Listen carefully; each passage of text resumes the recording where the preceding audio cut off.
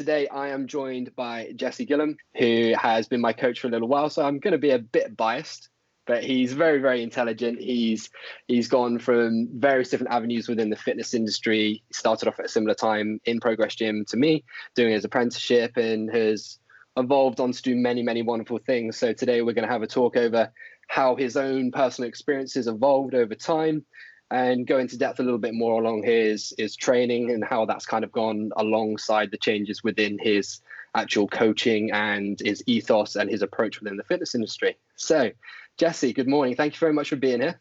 Hi, Aaron. Thanks for having me. Yeah, nice to finally catch up again. Yes, absolutely. Absolutely. So there's loads of really, really good things that we could talk about today. What we're going to do is kind of go back to us however many years ago. I think it was a good 5 or so years ago when we both started an apprenticeship around a similar time at Progress Gym. And I want to give guys that are listening and watching the understanding of how you can evolve and change, not only as someone that's working as a fitness professional, but also with your training as well, and how that's kind of knitted in together for you. So you started at a very similar time to me, didn't you? Very similar time at Progress Gym. Yeah, I think we were on the same batch. Is the batch the correct term to use, of apprentices at Progress? So we both started. I think you're right. 5 years ago, I was a member at Progress for maybe a year beforehand, and so I trained there quite regularly, and I knew Rob quite well. So I'd had a lot of conversations with Rob on the gym floor. And then it kind of just came about that one day I was training and Rob came up to me and he said, "Oh, would you be interested in doing an apprenticeship?" And I thought, well, it was part-time. I was still at college, so I was studying A-levels at college. And at that point, I didn't really know what I wanted to do. So my A-levels were in biology and chemistry and psychology. So they were quite varied, and they didn't really lend themselves particularly well to sport, I guess. Mm-hmm. But I love training. Like, I was mad on the whole Flex magazines and muscular development, and looking at pictures of Rolly Winkler's triceps and thinking I could grow them in the gym in a couple of weeks. And I just kind of wanted to know more about the process. So yeah, took Rob up on the offer, started my apprenticeship with him. What year would that be? 2017 maybe? Oh mate, it was before that. So I started November 2015. So I don't know whether you started in early 2016, because I think we're on the same on batch for our qualifications themselves. But I think you started slightly after me, so it may have been I'd guess 2016. I know we were on this. We did all our training together, but I don't know exactly when I started. But yeah, either way, I was 17. I forget how young you are every time. Yeah, that's pretty crazy to think about. But that was my first exposure to coaching of any kind, I think. Yeah, it must have been. So that was the first I'd kind of stepped into that coaching role. And actually, I'd received very little coaching myself at that point. So I hadn't really been coached by anyone. I hadn't had PT session at that point. I hadn't really been coached through many sports. I played cricket. And I played a bit of rugby, but hadn't received any particularly formal coaching. So that was a very new transition for me, from being kind of someone who was very self-taught to then trying to express those what I'd learned to other people. That's probably where it started, I guess. Absolutely. And there's a lot of parallels here with myself, and it's very, very similar situation where I was on the gym floor and I got approached by John, who worked at the time, John O'Shea, and was given the opportunity. I'd never been coached myself either. It was something that I'd kind of done off my own back. I was a similar sort of process to yourself. It's one of those interesting things for myself where I never fully went in on doing loads of kind of reading or studying with kind of magazines and stuff like that to the extent that you did. But for me, it was kind of a similar process of a bit more hypertrophy focused, a bit of strength stuff thrown in here and there. And I just enjoyed it. It was sport that kind of led me into it, and things started to click and I found a purpose there. And then I had the opportunity to make a career of it, similar to yourself, right? And that, was evidently a very pivotal point for the two of us at the time. And what's really interesting is going on from that is how we've both branched off and gone down different avenues, which is really, really cool. So you can correct me if I'm wrong, but am I right in saying you did your level 2, so you did your fitness instructor, I think it was the same time as myself, right? Yeah. And then talk us through the process onwards from there about kind of like how things developed for you. Okay, so I did my level 2 with at the same time as yourself, Dan, Leanne. Was that? Yeah, Leanne was there as well. Yeah. Before it was that point, wasn't it? So I did our level 2, and then it was getting up to the point where I was looking at my level 3, but I'd also finished my A levels, and then the opportunity was there to go to uni. So I thought to myself, to be honest, I could always pick it up later if I wanted to. It was a kind of, the university was calling. I had a chat with Rob, and Rob was very, very understanding at that point. Rob's obviously a very intelligent man, and he's done his bachelor's and his master's. So I think he kind of understood where I wanted to go, and he knew that that option was there. And for me to kind of shut that door would have been, I would have regretted it maybe at that point. So yeah, I went, did a bachelor's in sport and exercise science, specialising in strength and conditioning at Middlesex. Yeah. So I started that in 2017, I think. I think that probably would make sense timeline wise. 17. And then so I did that for 3 years. During that time, I then developed. So I did my personal training qualification while I was at university as well.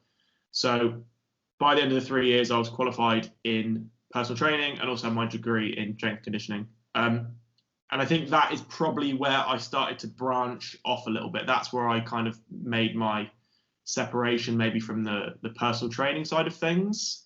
I'd had some experience coaching with some really good athletes. So I'd worked with some cricketers, and I'd worked with an international level wrestler who was absolute gold to train. Like, you know, one of those people you walk into the gym and you tell them to do something, it's like, pow, they picked it up. Yeah. It's like, what do I do next? Pow. Like everything I would coach him, he was like a magnet to it. And that is where I think my love of coaching really kind of developed from there. So yeah, I finished that. Don't know what year would it be, 2019 maybe, 2018, 2019 possibly. Yeah. Graduated with a first in my bachelor's, and then kind of saw more of a gap in the market, I guess. So I saw that there was kind of a lot of strength and conditioning research that had been conducted by these practitioners and coaches, but there wasn't many people at that time who had started to bridge across between the biomechanics and looking at strength and conditioning in that way. There was a few. There's guys like Suchmel and Half and people like that, but there wasn't that many. So that was when I kind of made the decision that I wanted to carry on with education. I carried on to my master's last year at Loughborough in sport biomechanics. Graduated with a distinction, and then recently, so that brings us all the way up till now, I've recently just started a PhD. So my PhD is looking at rugby place kicking biomechanics, and looking kind of how that develops with maturation and with strength training. So I think I've kind of gone very one way. I went very biomechanics for a bit, very strength and conditioning at the start, and now I'm kind of bringing those two worlds together a little bit to try and make kind of one picture. I think that's what's quite hard about doing this kind of route, is that you kind of go one way and you think, oh shit, I've lost where I've gone very one-sided, and then you go another way and you think, oh, now I'm very on the other side. And it's kind of nice to be able to now have this kind of two bottom bits of the triangle, and I'm kind of at that top bit where I can bring all my kind of experience together. Something that is very clear with you, and I know you very well on a personal aspect, but with Jesse, you've got just a brilliant way of being very mindful and very specific with your decisions, and the fact that you're able to acknowledge the fact that you had this opportunity and gap with not really being a huge amount going on in the biomechanic field and strength and conditioning. That was a huge, that's a huge thing in itself. The fact that you could pick that up at whatever age, still pretty damn young, and you saw the opportunity there. You raised a very good point of not wanting to potentially pigeonhole yourself a little bit too much, I think is very important. And this may be going off on a little bit of a sideways route from what you initially were getting at, but especially from more of a coaching standpoint, maybe less than studying, but I'm sure there are parallels as well, is the fact that it can be very challenging to know what you want to really focus on, but have that fine balance where you're not ending up doing it to your own detriment, you know? So you don't want to put yourself so much into a pigeonhole where you're not approachable by other people, and you completely alienate yourself as a result unintentionally. And having the ability to kind of, like you said, chop and change it within an industry that is always evolving and changing as well, and stay relevant and stay knowledgeable can be challenging in itself. But I love the way that it's gone into the specifics for you and how you kind of transferred across everything to with your studying into your coaching, you know, and now you're looking more so specifically at the biomechanics of a rugby kick, which is wicked, you know. And something we touched on in a conversation we had prior to starting this this podcast and this video is the fact that the differentiation between your very in-depth studying with biomechanics and everything that's mega important and relevant on that side of things, and the delivery as a coach, right? And I absolutely love this when you said it a moment ago. And yeah, how was that for you? You know, having all of that, you know, you evidently got a lot of knowledge and experience there with these things. And how do you find that has influenced your approach to coaching and everything along those lines? Okay, that's quite. I'll try and start from the beginning a little bit because it's quite a big topic you've raised there. So first of all, I guess maybe the important thing is you've always got to keep your hand in the game a little bit. Like as soon as you step away, that's when you can become a little bit biased towards one side or the other. So I think a lot of people may go to do some study and they may stop coaching completely, and then after their 3 years or however long that takes, they come back.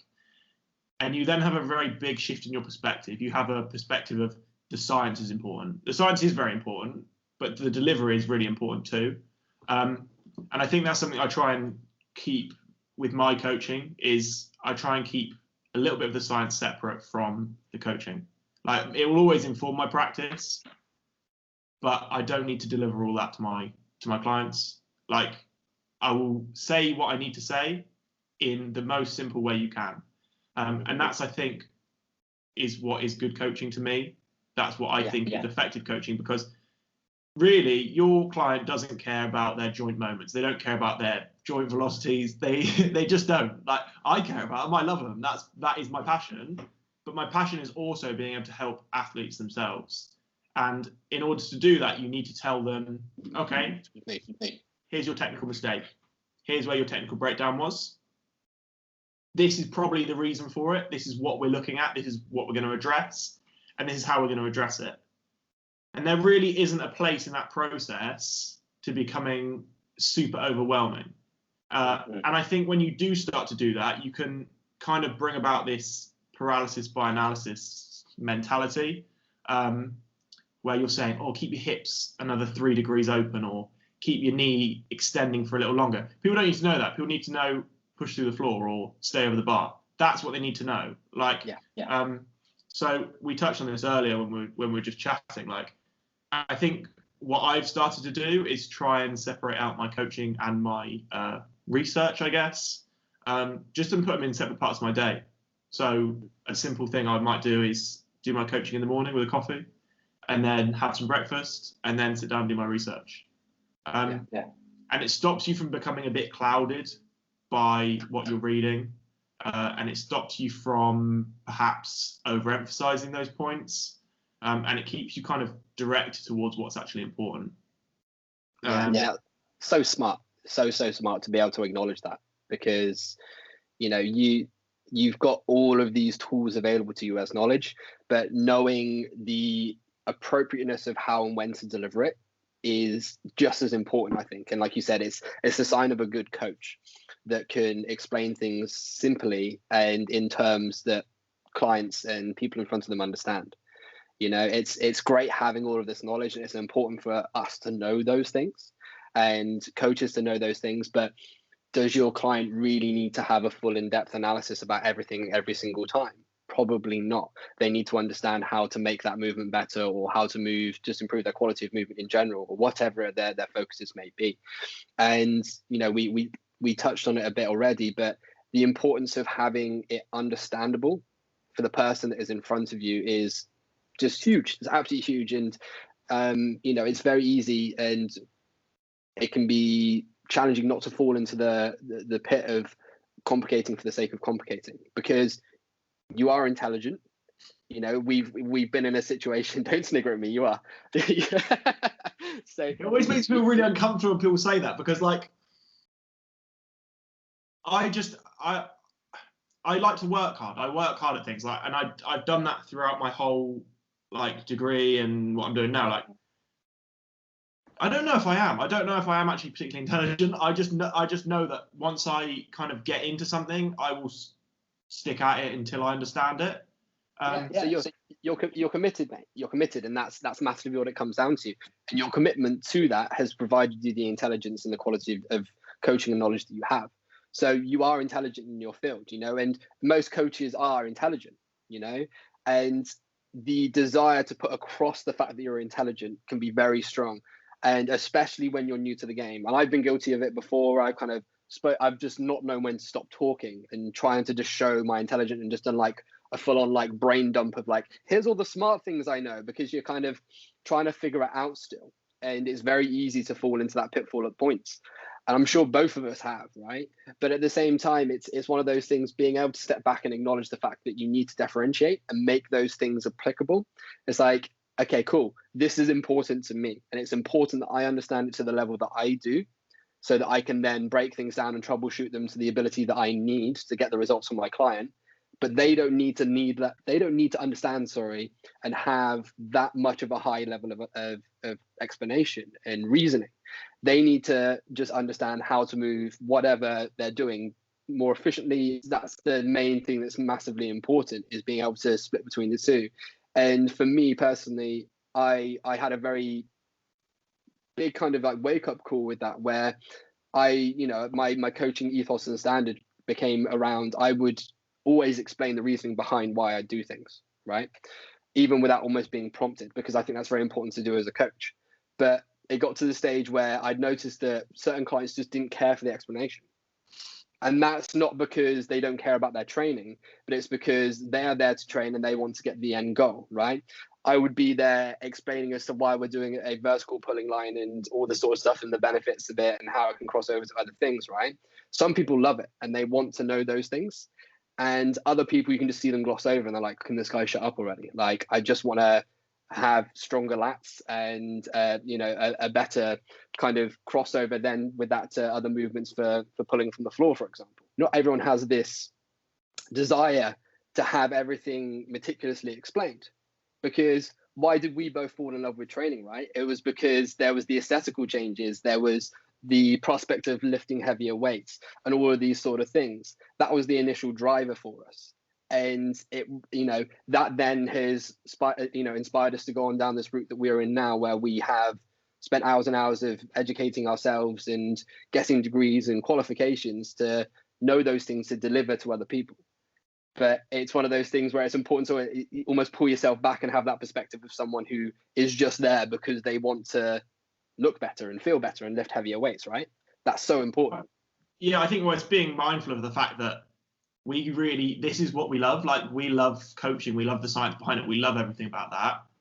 But your client, that's not what their particular interest may be. And they have a limited amount of thought for the day, and they have a limited amount of content they can take in. And that might be all occupied by what they do for work. They might be just looking to come to the gym for an hour and train hard and go home. And they don't need that extra kind of psychological overload of being told this is why you do it. Imagine if every time you went to the bank and you went to go pay in a £5 and the cashier spent 5 minutes telling you about what the process of that £5 went through and all the algorithms that the bank use. You look at them and you think, you're a cock. Like, that's what you would think. You think, I literally don't care, you're a job's worth.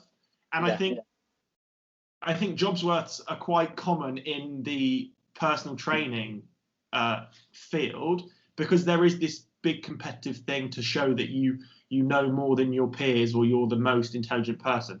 And I think intelligence comes down to how much you understand and how much you can share in a meaningful way, not so true.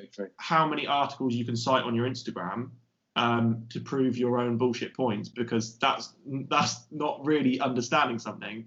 All that shows is you read an abstract of a paper on Google Scholar, because you searched for why does fit T not work. Like, that's not understanding things. That's just recycling information that someone understands. Someone understands that very well, and there's an expert in that field, but that ain't you.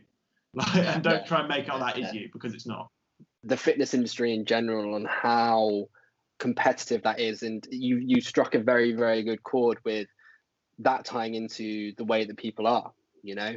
And for me, something that was really important for me to realize, there is so many people doing what you're doing and what you're offering as a coach. That's just a matter of fact, you know. And they may have this equal amount of intelligence, they may be more qualified, they may be whatever, but the super important thing is what you just said. Intelligence largely comes down to how they then reflect that information they have and how they share that with the people that's in front of them. If you're relatable, if you can break things down properly and you can put things across well in an understandable manner, in a relatable manner, people will more than likely come to you. You know, the analogy you used with the bank a second ago was fantastic, you know, because it is very similar. And it's important to remember the context of that's, you know, their hour of the day is them coming in and having a session with you, right? And the chances are they may not want to be rabbiting on about all these technical terms all the time. They may have had a real challenging day at work. You know, they just want to switch off. They want to come in and they want to train. And having a coach there to take away that thought process is a lot of the time why people come to you, because they want someone to be like, cool, do this. This is how we can optimize this. This is how we can make things better in whatever area field they're focusing on. And that is so intelligent, Jesse, because it's one of those things that will keep people as, you know, long-term clients. It will keep people coming back to you, is the fact that you're giving them exactly what they need. And that is very, very intelligent to be, just have a self-awareness of at any level, is giving people what they need, not what you not necessarily feel they need, but not what you know, if that makes sense, like to the high level. I mean, it's one of those things that's mega, mega intelligent, and very, very great to be able to differentiate between the two. I think that's why it's, for us as coaches, it's very difficult, or it can be difficult, to understand the perspective of your client, because when we look for coaches to educate us, we look for the most qualified coach, or we look for someone who's got a huge wealth of experience, or someone who shares massively technical terms and things like that. And that's what we look for when we're looking for coach education, because we're looking to upskill ourselves in specific areas. But that's not what a client's looking for. A client is looking for very different things in a coach than we look for in a coach. So you need to reflect that in your own practice. Like, I've worked with some absolutely incredible coaches in the past. Like, when I first started weightlifting, I worked with Sham at Middlesex, I worked with Mike, and I worked with Ange. And Ange and Sham are both doing their PhDs in weightlifting. Like, they're incredibly intelligent people. Mm-hmm. When they coach you, they don't put that on you, because you don't need that. Like, when you're lifting, you have, 2 seconds? You're not thinking about 50 things when you're pulling the bar off the floor, are you? Like, you need to be thinking about staying tight and staying over the bar. 2 cues. If I were to tell you to, I don't know, brace your lats and then squeeze through your rectus abdominis, and, you know what I mean? There's so many things, so many ways I could phrase that, but ultimately what you want to do is try and boil that down to as few points as possible that are as easy to understand. And I think that's what kind of we're trying to get at here, is that you want to just say what you need to say, but don't say any more, because it's just wasted words. And like, this is something my sister always says. So if someone is explaining something and they're going a really wordy way about it, she'll just shout words at them. She'll just go words, because that's all it is, isn't it? Like, you're saying something in more ways than you need to say it. Like, stop talking, say as few words as possible, and let your client get on with it. Yeah, absolutely. That's so true, mate. It's so true. And I've explained to clients before, that I want them to understand the terminology that I'm using, whether it be super, super simple, like get tight over the bar and push the floor away, like those kind of cues, or whatever. And I want it to reflect what they understand and what they want from me. Because it's all good and well spouting these cues out, but if they don't understand what those cues need to be reflected as in the movement, then I may as well be speaking another language. You know what I mean? I may as well be shouting it to them in Japanese, because it'll be as beneficial. You know what I mean? If I was like, you know, like you said, squeeze your lats tight, blah, blah, blah, blah. And if they don't understand these terms, then you may as well just not bother. You may as well just save your breath. And that's something that's very important when it comes to coaching, is just making sure the person in front of you just understands where you're at. Otherwise, you may as well just save your breath. And like I said, it's almost words for the sake of words. And having the ability to differentiate with that is very important for sure. Well, how many people know all those terms? Like a lot of people, like the majority of people, I would bet, don't necessarily know where your lats are. Like the same as if someone from, I don't know, a different trade tried explaining things to me using their terms, I wouldn't understand. Like, have you ever had someone come around and work on your computer, like, and try and they're explaining about all these ports and dongles? I don't understand what that means. All I want to do is fix my computer for me, and that's the same thing. Like, we just need to simplify it in a way that everyone can understand, and make training and coaching accessible to people, rather than this like weird elitist penis envy thing that it's become, where it's about trying to prove you're better than another coach. It's not. It's about proving to your clients that you're giving them a decent service, and they'll come back to you. Like, there's no point trying to show off to other coaches, because they literally don't care. Like, no. Your clients will be your clients as long as you give them the service that they're paying for. End of. Stop trying to be big on social media or whatever and try to make out that you're the best coach, because you're probably not. Or even if you are the best coach, you won't be the best coach for everyone. No, exactly. And that's so true, mate. So many great points.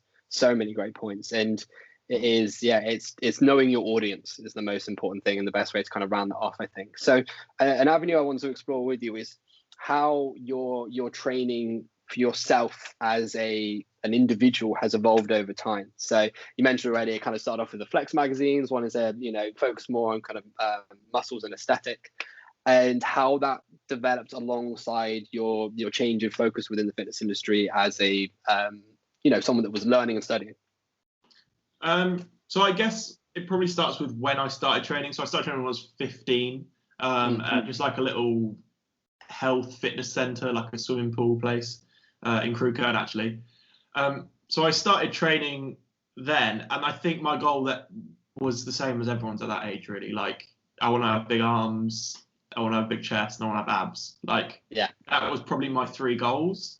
My legs were non-existent at that point. They literally looked like twigs, but I didn't care. Like, I wanted to, it was a confidence thing, and like it does add a massive amount to your confidence when you're going into school in your school shirt and all of a sudden, it's a bit tight around my arms now. Like, that's a good feeling to have, and that's not a bad place to start training. And I wouldn't have any judgment on people who that is their goal from training, because that is fine. Like, that is essentially why a lot of people do train.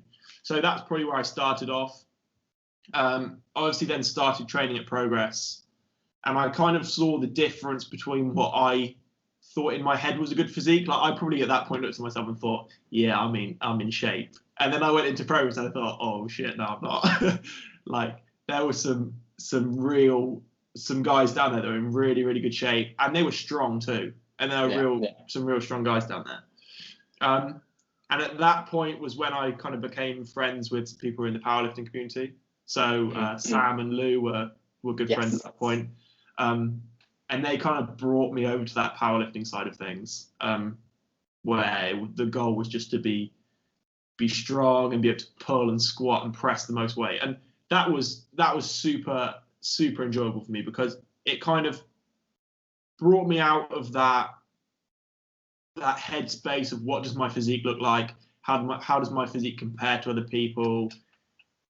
You know what I mean? Like, and I think that's quite a dangerous place to be, especially when you're at that point in your life. Like, if you're 17 and you're thinking you want to be in good shape, but you're comparing yourself to 30-year-olds on Instagram who have some enhancements, then that's very dangerous for you, and you can actually end up looking at yourself in a very negative light.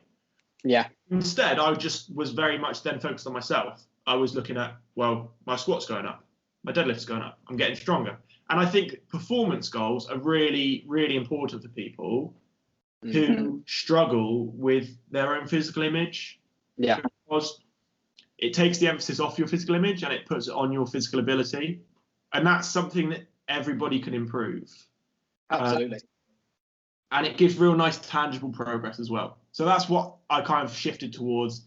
And funnily enough, I then actually was in better shape than I was when I was training for aesthetics, because my focus was on big compound movements. I was eating a lot more. I was training properly. Like, that shift came about, and I realized that you look at a lot of these incredible athletes, and no shit, they're in good shape. They train regularly, they eat well, they train well. Like, they're going to be in good shape. And that's kind of where my shift came about, from looking at this kind of physique point of view to looking at more performance point of view. So that's probably where the shift began. I then obviously went and studied strength conditioning. So that was very performance driven. Like, there was probably one lecture on hypertrophy, or like intentional hypertrophy. And I think that was really meaningful for me, like looking at actually, there's so many things you can explore through training. You can explore like maximizing your strength. You can look at exploring your power and your endurance, so many things.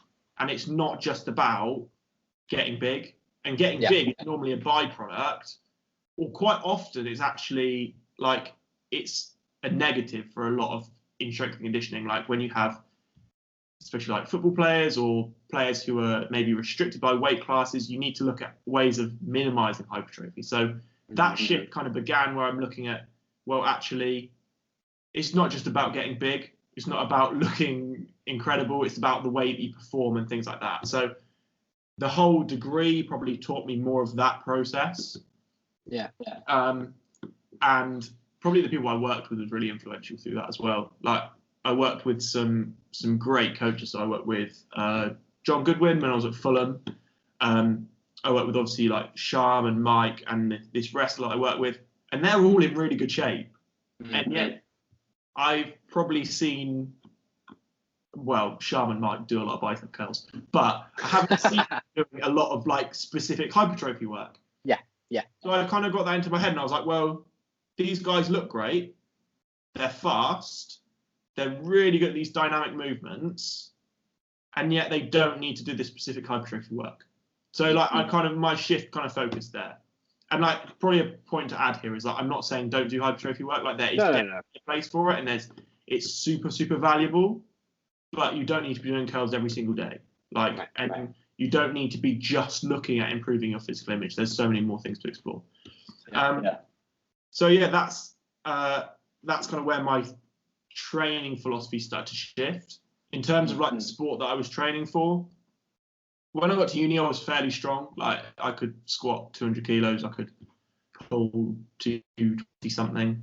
So I was in a nice place to start weightlifting, and the weightlifting coach was actually one of my lecturers. And he kind of came up to one day in the gym, and he was like, well, you're kind of strong. He was like, but there's limited opportunities to compete in powerlifting at university level. But weightlifting's there if you want to give it a try. We offer a club, like, come along.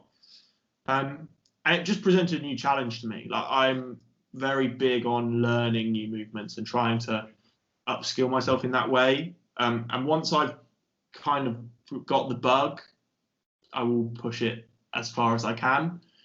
So that's kind of where that started. And it was really valuable to my strength and conditioning training at that point, like my coaching, to be able to coach effectively a power snatch or a power clean and things like that. So it was really, really good to have those training tools under my belt.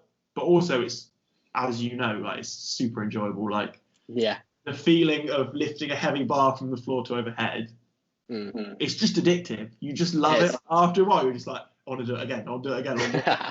And that's probably where that shift came from. And I just caught the bug and carried on pushing on with it. So, yeah, I guess I don't know if I'll ever go back to weightlifting in the way that I was.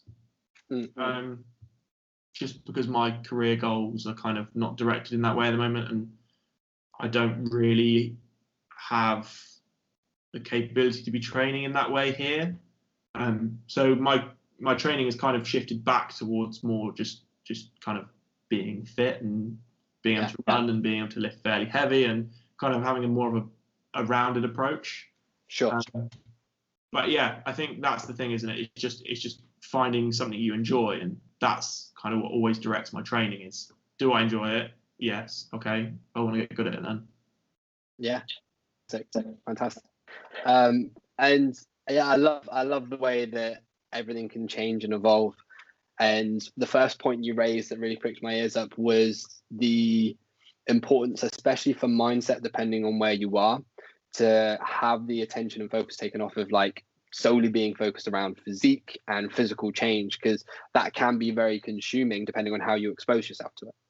And I've seen it with myself. I've seen it with multiple other people as well, with working through, full time as a coach for over 3 years now, that it's one of those things that a lot of the time when people take that sole focus away from physical change, nine times out of 10 might be an over exaggeration, but quite frequently they will see the physique changes come through better because they've got a separate focus away from just being very near to obsessive of like, I want these to be bigger or this to be bigger.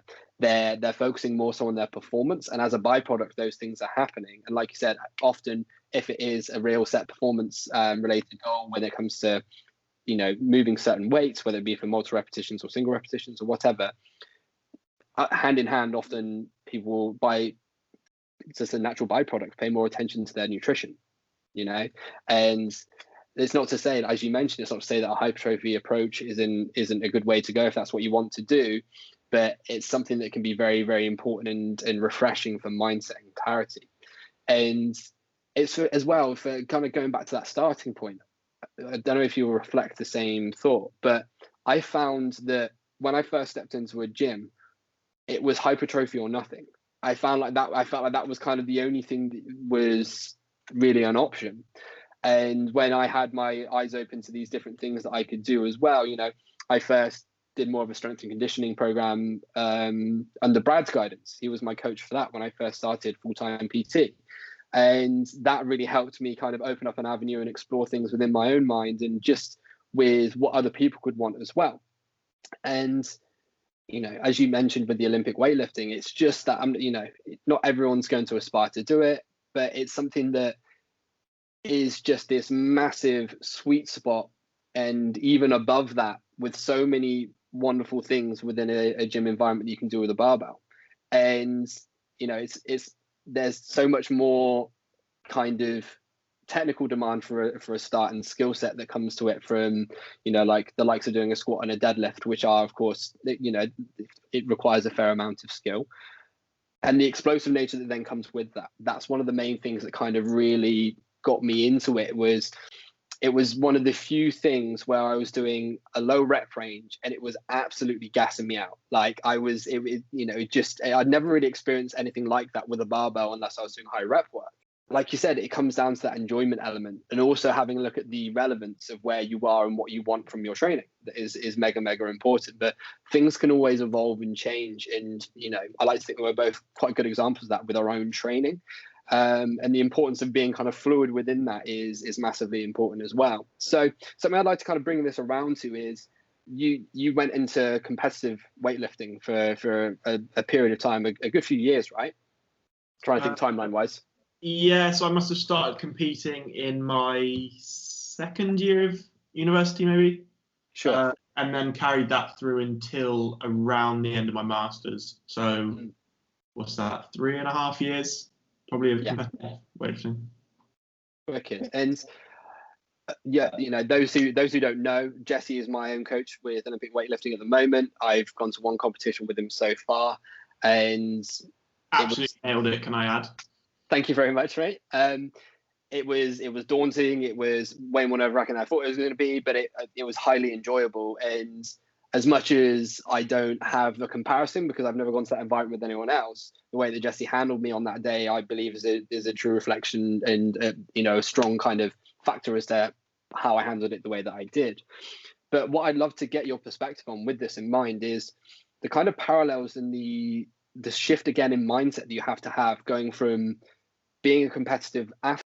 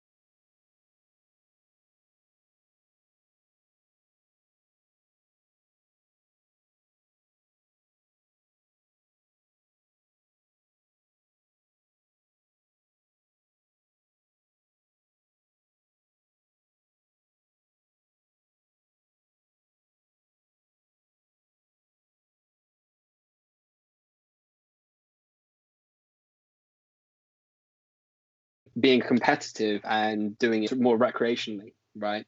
And what was the reasoning behind you competing then? That might sound like a bit of a broad question, but was it a case of adding further structure and kind of set focus to your training? Yeah, I guess so. I think if you're training for weightlifting, you should always be looking at some point to be lifting heavy. Like, that is ultimately the goal, is to be lifting a heavier weight than you have done previously. And the best way to go about doing that is looking at kind of structuring your program around a specific date when you will lift heavy. So that would normally involve kind of your typical building program, followed by a deload or a taper, and then look at that one specific event where you'll be at a maximum performance threshold. So that's kind of where it came about from. And I was on this program that was leading up until this taper or this peak. And then I thought, well, there's a competition around the same time. I might as well just enter it and see how I do. And don't get me wrong, I do really enjoy competing. I really enjoy having a competitive environment against people and having people to push you on. And I like to win. I like to come out on top in those kind of situations. I do really enjoy that. So that's probably where it came from initially. But then I think as the level that I was competing at moved up, it was less about enjoying lifting and it was more about winning. And I didn't really enjoy that as much. Like, I went from, it's very strange in weightlifting. You have a very big divide between the top lifters in a group and the bottom lifters in a group quite often. And at regional competitions, it was quite hard because I'd often end up following myself at the end of a session, which means if you aren't familiar with weightlifting, you get kind of some shorter rest periods. You might only get 2 minutes between lifts, whereas if you're in the middle of the pack, you might get 3 or 4 or 5 minutes between lifts. To then when I was going up to national level, I was kind of more in the middle of the pack, and it was a very different dynamic in the warm-up room. There was a bit of that kind of, I don't know how to describe it. People were just kind of showing off in the warm-up rooms, you know, like getting their tops off. And it was a different environment of kind of, I'm better than you in that situation, rather than a situation of, at regionals, you get the impression of, we're all here because we all like weightlifting and we want to compete. And I didn't really like that environment of, I'm better than you. But at the same time, in the gym, if someone says that to me, that will fire me up and I'll be ready to go. But it's just a weird, like, kind of, I don't know, it's just the environment where people kind of, some people feed off that energy. I know people who are at competitions in that situation do absolutely incredibly because they're going, nah, fuck this, I'm going to win. Yeah. Whereas for me, that puts me more on the back foot and I struggle a little bit more with that kind of pressure. So that's kind of why I stopped competing a little bit, just because that environment didn't really kind of lead to as much success for me. That's huge, man. I think I really appreciate your honesty with your kind of approach and breakdown with that, because, you know, like, you're very humble with the way that you've gone about things. And it's easy just to go like, oh, I've won these medals at this level and it's a pretty high level. Cool, look at me.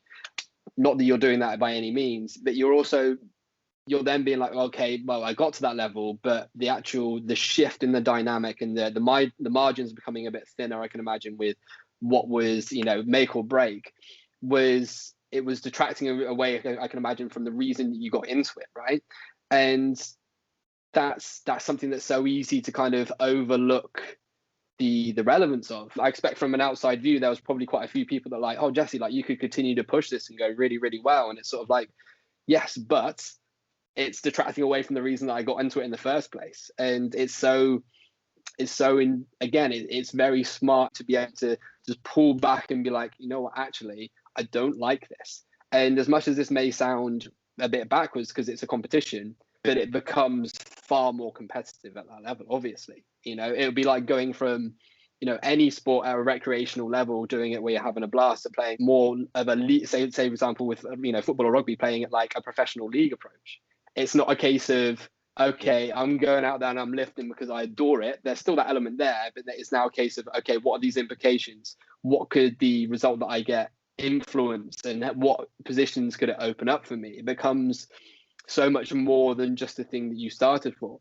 And that can be a positive thing for sure, but it can also open up this whole like catalog of things that it's like, oh, actually, is this where I want to be? Is this an area that I got into this discipline of weightlifting for? I love the way you put that all across, mate, because it's very easy just to look at it from an outside perspective of, oh, you've achieved these things, so things must be great, and you must love that because you're a medalist at a national level.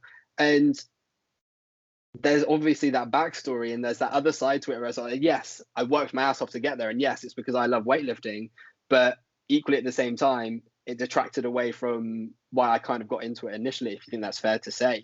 And it also goes to show that it's not always about that element of being the best all the time, and how that strive to do that can also lead to things you may not want.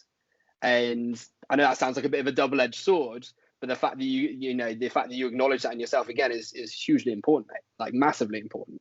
Well, I think as well, it's looking about the balance of your life at that point as well. Like I had very, very different goals, different priorities at that point. When I was living away from home, I was living in halls.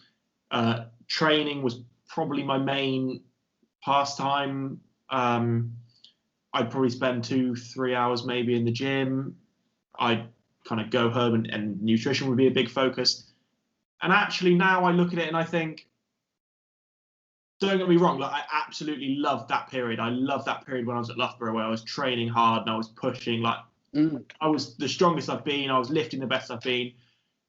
But it did detract from other areas. Like I didn't do as many social things, or like now, for example, I probably wouldn't have been able to spend as much time studying, or now that I'm living with my girlfriend, I wouldn't have had as much time to be spending with her. So I think as well, it's looking at like the priorities in your life at that point. Like when I was at Loughborough, I was dead set on, I'm going to be shit hot at weightlifting. And I worked my ass off for it. But now I look back and I think, now I don't need that same intensity in my training. I don't need to be pushing for those same levels, because training for me now is more recreational. Sure. And you can get to the point where when you're trying to push and push and push, there is kind of a couple of personality types here, where there's the one personality type where they love that constant push, and they love striving to be as good as they can possibly be. And then there's the other personality type, which is a little bit more like me, I guess, where training can then become, you lose the fun a little bit of it. Like, it's all good squatting heavy. I enjoy that. But I don't enjoy squatting heavy 3 days in a row when my legs feel like absolute shite, and I know that I've got a fourth day coming up. Like, it's just that perspective. Don't get me wrong. Like, the results I got from that were probably the best they could have been. And I was in good shape. I was strong. I was fit.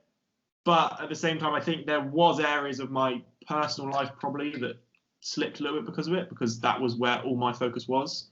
So I think it's just about finding that balance. Same as like a work-life balance between committing to work. There's still a balance between training and life, and all those things have to fit together at some point.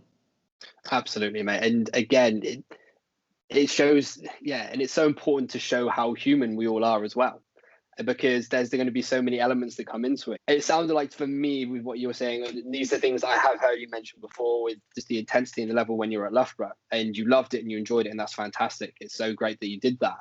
But at the same time, it sounds like to me, from my perspective, you were verging on it being your profession. You know what I mean? It was like you were at that stage and that level where it was your life. That's the difference, of course, between, like, in my opinion, being like a recreational kind of athlete at anything, and leaning more towards a pro, or kind of like it being everything about your life. And that's where, when extremes can come in, that's where, of course, you saw it yourself. There can be a fair bit of switch in priorities, in environment, in everything in that area. And so it's something that I've used as an analogy with people before, is even when it comes to studying, is if you've got something that you have genuine enjoyment and you just love doing, but you don't want to make it potentially a chore or a hobby, it's knowing when to kind of stop that line with how much you kind of push it, right? and having that discipline with yourself. And, you know, it's great that you've done all of these things, but evidently just got to a point where it was you kind of like, right, cool, I've ticked that box. And there's other things that I need to prioritize here that aren't necessarily going to align with where I'm at the moment. And again, it comes down to your self-awareness with it, which is huge. And, you know, it's so important to do that, mate. Just as mindset in a general, you know, even away from training. We've all, you know, on recording this in the middle of a third lockdown in the UK, we've all had huge shifts in priority.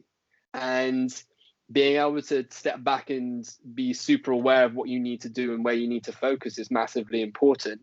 And, you know, as a result, that's now fed into you doing what you're doing with your PhD and your lecturing, right? So it's all a case of, you know, everything's down to balance, isn't it? Yeah, I think as well, like, don't get me wrong, I wasn't that good that I was even considering being professional. I think being professional in weightlifting is very rare because I meant like the situation.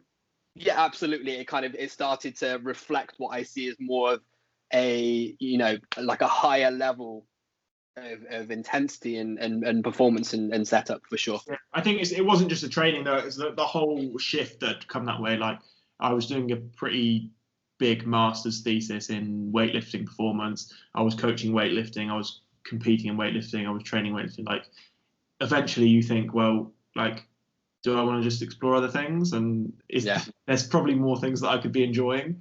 And like that's what's kind of really weird about this is that I kind of took that little bit of a break from weightlifting. And actually over the first lockdown, I was just training at home in the field with a makeshift platform.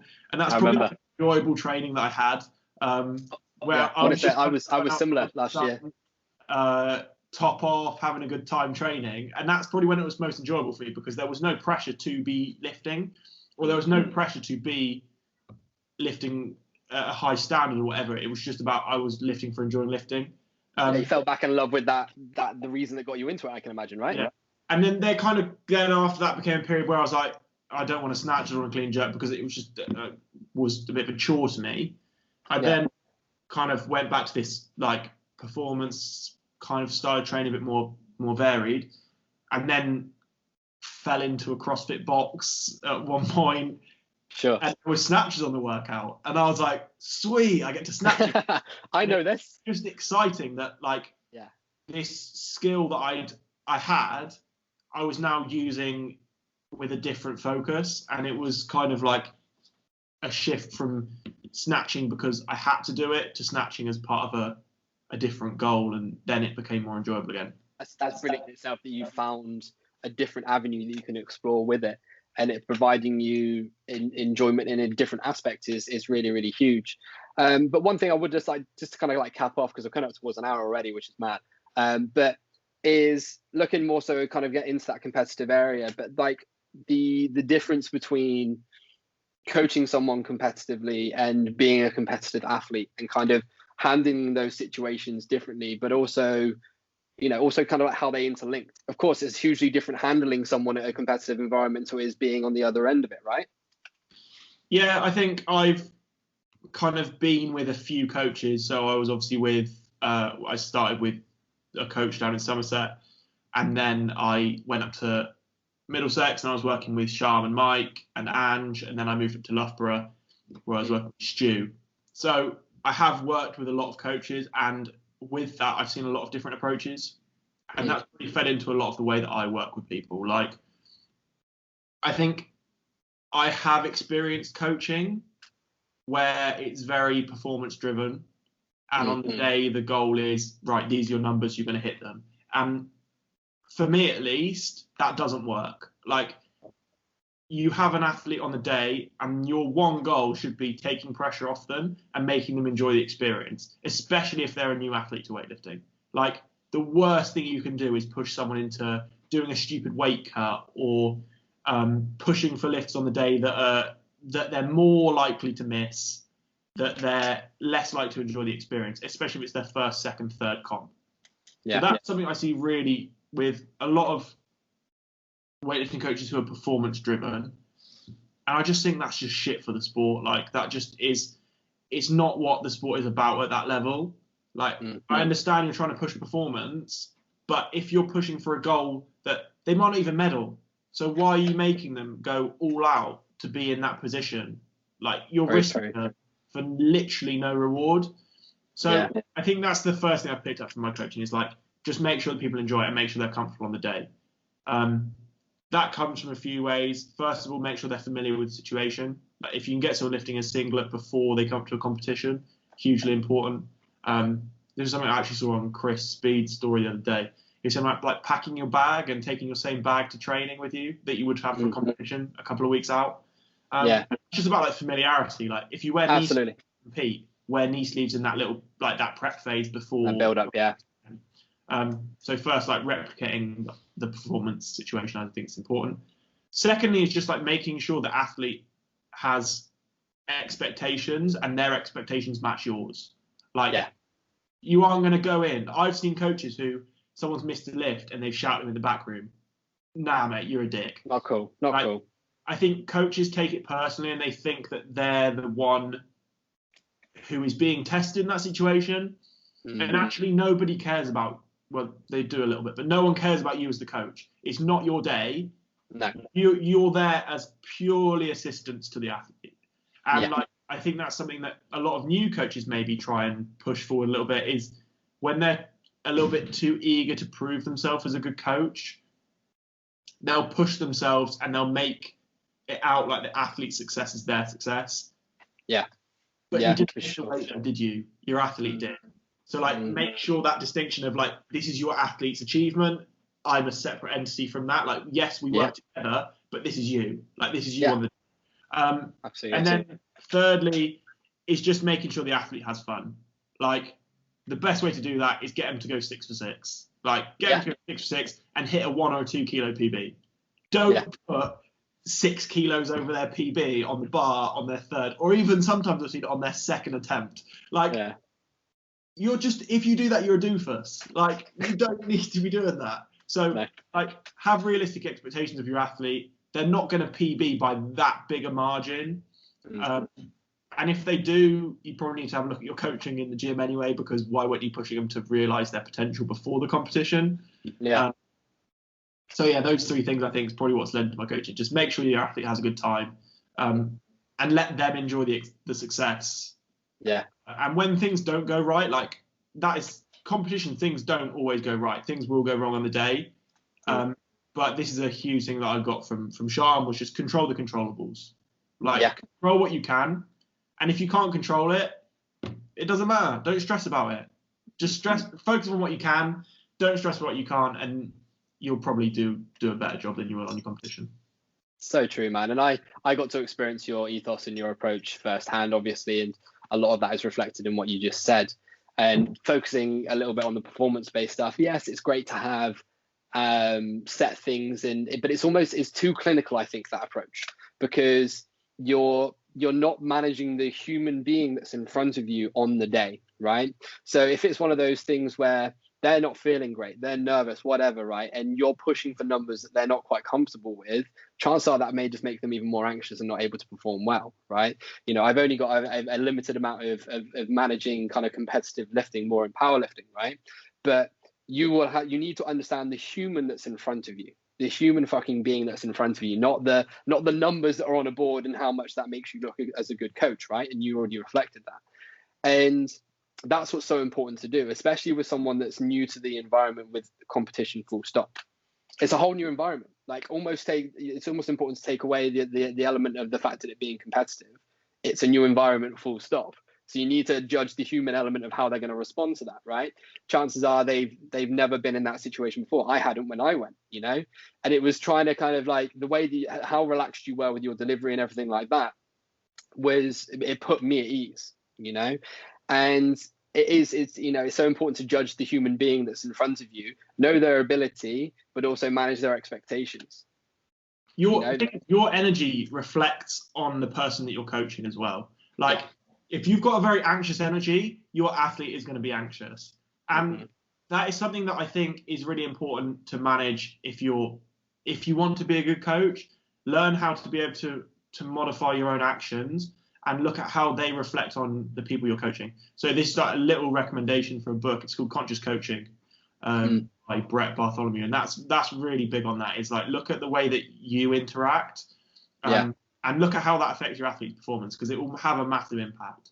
For sure. So you see people, like, I've seen coaches literally like running around the warm-up rooms saying to their athlete, quick, go, go, go. They don't need that. They need someone who's going to be in control of the situation, control as many of those variables for the athlete as they can, so the athlete can focus on the one thing, which is stepping up to the bar and lifting well. And that's not particularly easy as a coach sometimes. Like, quite often it's common to have two coaches in the back room, which does make that a more straightforward process. But if you are like that in the back room when you're coaching an athlete, just have a little 10 seconds to sit out and think to yourself, calm down, chill, and then move on from there. Because all you're going to do is you're going to end up sabotaging your athlete's performance by doing that. Yeah, for sure. And it's just remembering, like I said, I think that reflects, for me, in my perspective, it reflects back to that human element. It's like, right, what am I providing the person that's in front of me that's worked their ass off to get to this position, and am I doing that the best way possible? And of course, there's all the nitty gritty and technical side of things that come down to the competitive environment you need to be aware of. But it comes down to how you are as a human being. Again, right? It's how you kind of decide to deliver that and put that across that is then going to be reflected in the performance. And it's wicked that you've been able to experience that from different elements, and that's shown in your ethos with managing competitive weightlifters, because that's what it comes down to. It's all personal experience, but like I said, it comes back to judging the situation that's in front of you and knowing what's going to work best. Like you said, there's no two complete similars, are there? Because as you said, some people thrive off that real performance-based, driven, and kind of set approach. Other people won't. And it's having that kind of that personal understanding with the person that's in front of you, whether we're talking competitive, whether we're talking just day-to-day training, that they will understand and they will be able to digest best, right? Yeah, know the person you're working with, and that is something that only develops the longer you work with them. Our approach of working together has probably changed since we started working together, because I know you better now. I know what you respond to. I know what you like and what you don't like. And often I will probably give you things that I know you don't like, because I like to give you a bit of a test in there too. But you just have to know the person you're coaching, and that only builds by building that relationship over time. But you've got to be open to that. You can't go in and try and go, this is my way, this is the way I'm going to coach. You have to be able to be a little bit flexible and mold yourself to the person you're working with. At the same time, though, don't be fake. Have your approach, stick to what you agree with, but be willing to bend that in some way to match the personality of your athlete. Oh, for sure. It's having those important, principles that are just in your absolute stonewall foundation, and then being able to kind of mold off of that, right? It's not for me as a coach, and I'm sure you very much say the same, and it's something that almost goes without saying, I think, is I want people to move and feel the best they physically can regardless of their focus, and for me, regardless of what area I'm focusing on, whether it be Olympic weightlifting, powerlifting, fat loss, muscle gain, I want them to do that in the best manner possible for them. And that's where it comes down to having that flexibility to the individual's needs and desires. But Jesse, this has been an absolute blast, mate. We've trundled well over an hour, and I'm sure we could continue chatting for ages. But anything else you'd like to add, just to cap off anything that you kind of pricked your ears up that you'd like to add in? I think we've wrapped around it quite nicely. So yeah, it's been nice chatting to you. Hopefully we can do this again at some point in the future. Just to finally finish off, if anyone's got anything they want to ask me maybe about transitioning from coaching into kind of academia, or about my coaching philosophies, or about how to get into things, feel free to message me on Instagram. Is probably the best way. So it's just Jesse Gilham on Instagram. There we go. I was about to ask what your handle is. I kind of talked over it. Go again. It's Jesse Gilham on Instagram. Or you can probably find me on Twitter. I think it's _JLG. Wicked. Jesse, thanks so much again. It's been awesome talking to you.